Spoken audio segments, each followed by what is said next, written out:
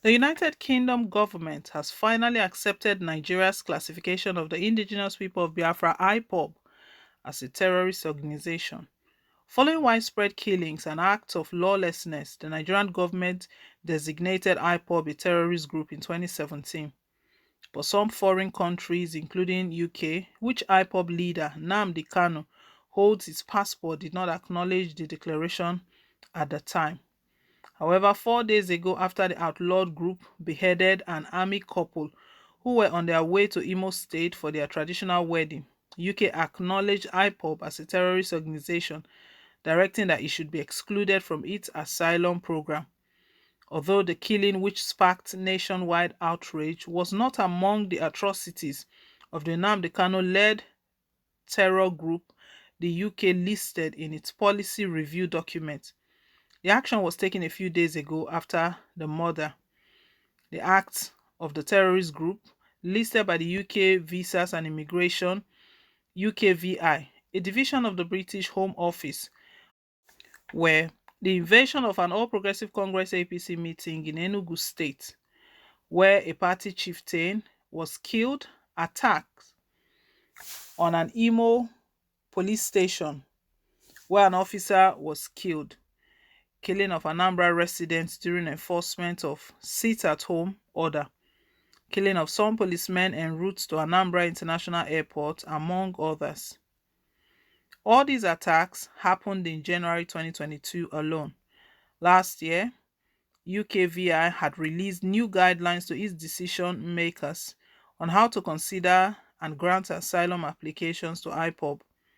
But in a fresh update published on its website 3 days ago, UKVI made a U-turn.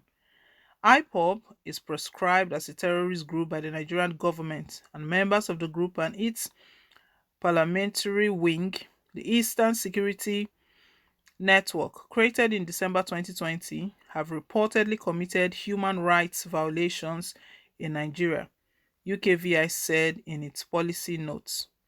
MASOB has been banned, but it's not a proscribed terrorist group in Nigeria. It too has reportedly been involved in violent clashes with the authorities. If a person has been involved with IPOB and or an affiliated group, MASOB, or any other Biafran group that incites or uses violence to achieve its aims, decision makers must consider whether one or more of the exclusion clauses under the Refugee Convention is applicable. Persons who commit human rights violation must not be granted asylum. The policy directed that decision makers must also check if there has been a previous application for a UK visa or another form of leave should be investigated before the asylum interview. According to the British government, establishing a convention reason is not sufficient to be recognized as a refugee. The question is whether the particular person has a well-founded fear of persecution on account of their actual or imputed convention reason, it added.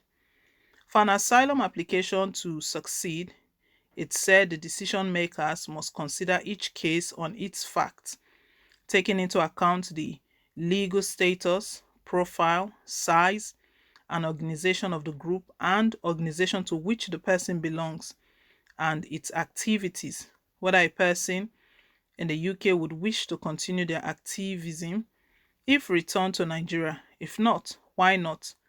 And whether the group and organization has a presence in Nigeria as well as outside of the country, and any evidence that it is being monitored by the government.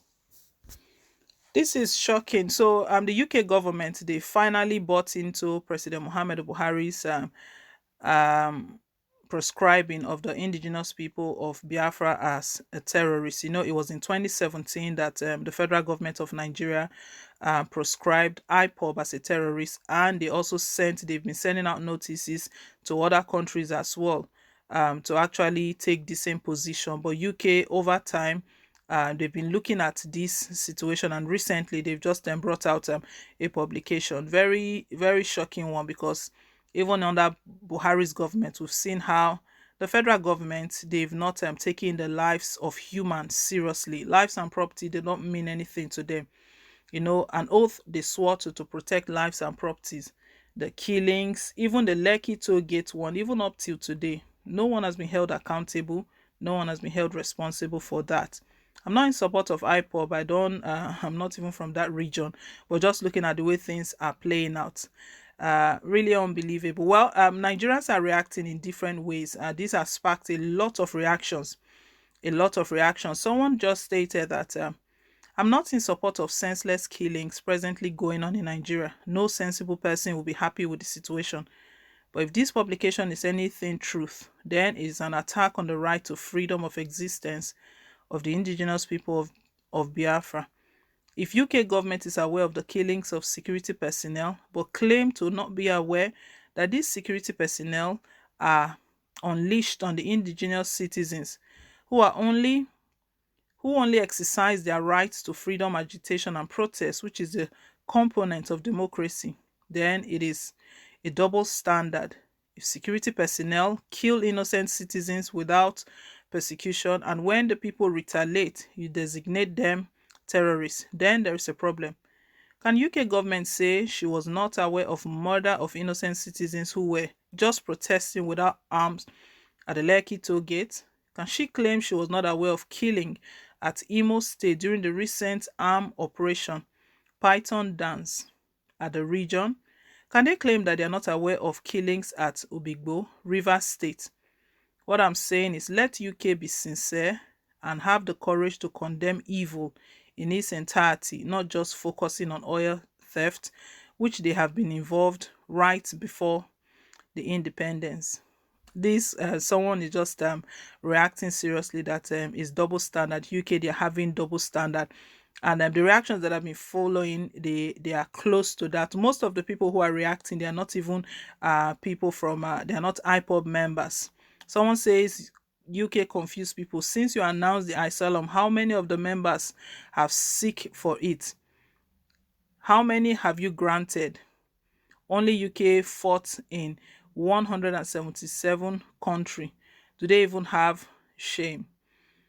Well, the UK government, they are receiving serious backlash right now that this it's serious double standard, that they can see all of the atrocities that Buhari's government have committed, and they go ahead to take this position. Well, guys, let's hear your own take, and thank you once again for staying tuned. Please don't forget to like, share, and to subscribe till I come your way again with more updates. Bye.